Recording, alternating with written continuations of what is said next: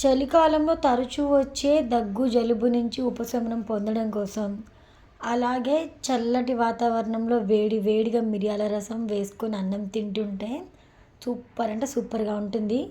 మరి ఇంకా ఆలస్యం చేయకుండా మీరు కూడా మీ కిచెన్లోకి వెళ్ళి ట్రై చేసేయండి ఈ రెసిపీని. ముందుగా చింతపండు అయితే కడిగి తీసుకొని నానబెట్టుకోవాలండి. మనకి ఎంత రసం కావాలనుకుంటామో దాన్ని బట్టి తీసుకోవాలి. నేను ఇక్కడ నిమ్మకాయ సైజులో చింతపండుని అయితే తీసుకున్నాను.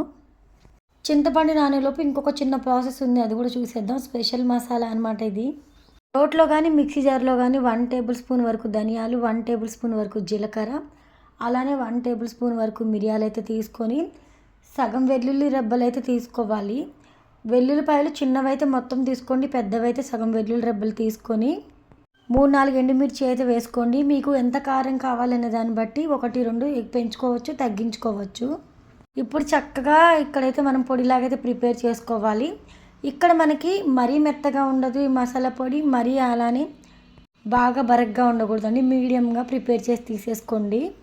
వెల్లుల్లిపాయలు పొట్టుతోనే వేయండి, అప్పుడే టేస్ట్ బాగుంటుంది. ఇప్పుడు స్టవ్ ఆన్ చేసుకొని ప్యాన్ పెట్టుకొని ప్యాన్ హీట్ అయిన తర్వాత ఒక 1/2 టేబుల్ స్పూన్ వరకు మినపగుళ్ళు, అలానే 1/2 టేబుల్ స్పూన్ వరకు పచ్చిశనగపప్పు, 1/2 టేబుల్ స్పూన్ వరకు జీలకర్ర వేసుకోవాలి. ఒక 1/2 టేబుల్ స్పూన్ వరకు ఆవాలు వేసుకొని, కరివేపాకు వేసుకొని, ఒక టమాటో తీసుకొని సన్నని ముక్కలుగా కట్ చేసుకొని వేసుకోండి. రసం అనగానే ఒక్కొక్కరు ఒక్కొక్క టైప్ ఆఫ్ పద్ధతిలో చేస్తారు కదా. నేనైతే రసం ఇలానే చేస్తానండి. మీరు ఎలా చేస్తారో కామెంట్ సెక్షన్లో కామెంట్ చేసేయండి. టమాటాలు కాస్త మగ్గిన తర్వాత మనం ముందుగానే ప్రిపేర్ చేసుకున్న మసాలా పొడి అయితే ఉంది కదా, అది వేసేసుకోవాలి. టేస్ట్కి సరిపడా సాల్ట్ అయితే వేసుకొని 1/2 టేబుల్ స్పూన్ అయితే పసుపు అయితే వేసుకోవాలండి.